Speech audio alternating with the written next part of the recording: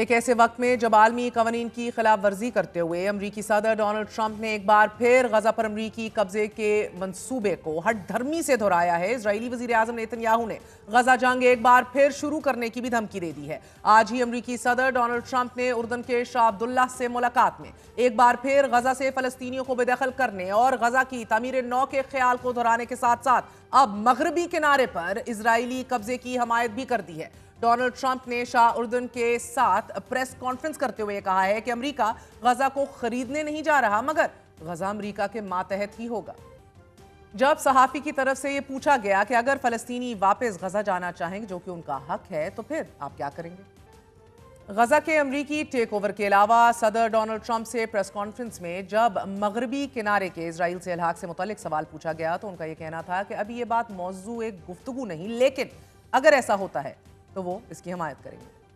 امریکی صدر کے ساتھ پریس کانفرنس کرتے ہوئے شاہ اردن نے امریکی صدر کے منصوبے کی کھل کر حمایت کرنے کی بجائے یہ کہا کہ عرب ممالک اور مصر اس منصوبے پر کام کر رہے ہیں۔ دیکھنا تو اب یہ ہے کہ خطے کے ممالک ڈونلڈ ٹرمپ کی حیران کن تجویز پر ان کے ساتھ کس طرح کام کر سکتے ہیں۔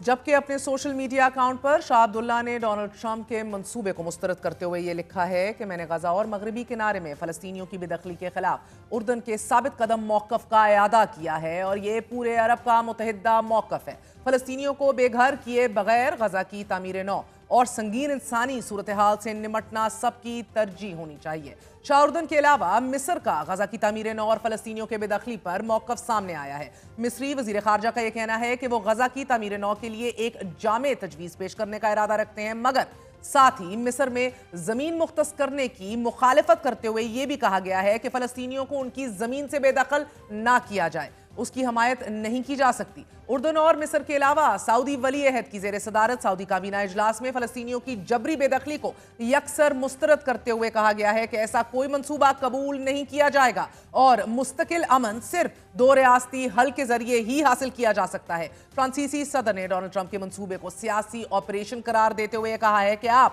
20 لاکھ لوگوں کو اپنی سرزمین چھوڑنے کا نہیں کہہ سکتے کہ اب تمہیں اپنی سرزمین سے گھر بار چھوڑ کر کہیں اور جا کر بسنا ہوگا۔ غزہ کوئی ریل اسٹیٹ نہیں بلکہ لاکھوں جانوں کا معاملہ ہے، ایسا کرنا انصاف کے خلاف ہوگا۔ جبکہ اقوام متحدہ کے 30 انسانی حقوق ماہرین کا اپنے مشترکہ بیان میں یہ کہنا ہے کہ ایک بڑی طاقت کی طرف سے اس طرح کی کھلی دھمکیاں قابل مذمت ہیں اور اس طرح کی خلاف ورزیوں کے عالمی سطح پر امن اور انسانی حقوق کے لیے تباہ کن نتائج ہوں گے۔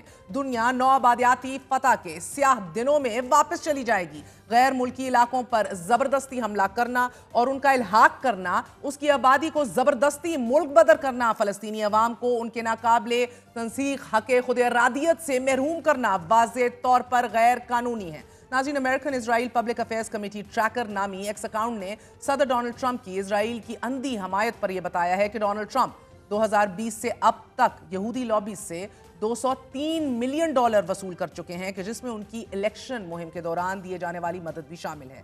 یاد رہے کہ گزشتہ روز ڈونلڈ ٹرمپ نے مصر اور اردن کی امداد بند کرنے کی دھمکی کے علاوہ حماس کو بھی وارننگ دی تھی کہ اگر ہفتے کی دوپہر تک تمام اسرائیلیوں کو رہا نہ کیا گیا تو امن معاہدہ ختم کرنے کی تجویز دے دوں گا کہ جس کے بعد تباہی آئے گی۔ ڈونلڈ ٹرمپ نے یہ دھمکی ایک ایسے وقت دی کہ جب شاہ اردن عبداللہ کی وائٹ ہاؤس میں ملاقات ہونی تھی اور اس ملاقات سے قبل دونوں سربراہان کے درمیان فلسطینیوں کی آبادکاری کو لے کر سخت بیانات کا تبادلہ بھی ہو چکا تھا۔ شاہ اردن گزشتہ سال اقوام متحدہ جنرل اسمبلی اجلاس کے دوران بھی واضح کر چکے ہیں کہ کسی صورت وہ فلسطینیوں کو اپنے ملک میں آباد نہیں ہونے دیں گے۔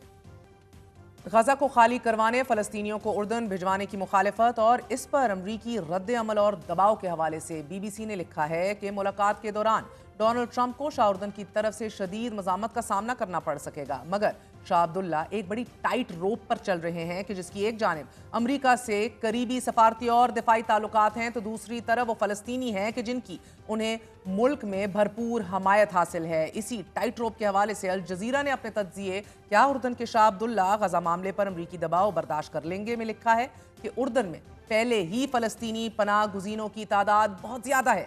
मजीद फलस्तीनियों की आबादकारी शाह उर्दन के लिए रेड लाइन होगी। ऐसा करने से उर्दन तबाह हो जाएगा, क्योंकि उर्दन के अपने शहरियों की बका मजीद खतरे में पड़ जाएगी। और अभी तक अमरीकी सदर को अपने किसी मुतालबे पर कामयाबी तो हासिल नहीं हुई। अलबत्ता अमरीकी इंतजामिया फलस्तीनी सदर महमूद अब्बास पर दबाव डालकर एक ऐसे हुक्मनामे पर दस्तखत करवाने में कामयाब हो गई है कि जिसके तहत इजरायली फोर्सेस के हाथों कैद या शहीद होने वाले फलस्तीनियों के अहले खाना को अदायगियों के निज़ाम को सस्पेंड और मनसूख कर दिया गया है।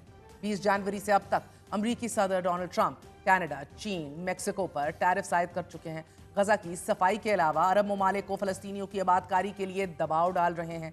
गुज़िश्ता रोज ही उन्होंने स्टील और एल्यूमिनियम पर भी 25% टैरिफ आयद किया है। मगर अब अमरीकी सदर ने गेटवे टू यूरोप और रूस के खिलाफ जंग लड़ने वाले अपने अहम तरीन इत्तेहादी यूक्रेन से पहला बाज़ाब्ता मुतालबा करते हुए यह कहा है कि हो सकता है यूक्रेन कल रूस का हिस्सा बन जाए। इस वजह से रूस के खिलाफ $500 बिलियन की जो सपोर्ट और मजीद इमदाद हमने यूक्रेन को दी है, इसके बदले अब यूक्रेन हमें नायाब जमीनी मदनियात फराहम करे।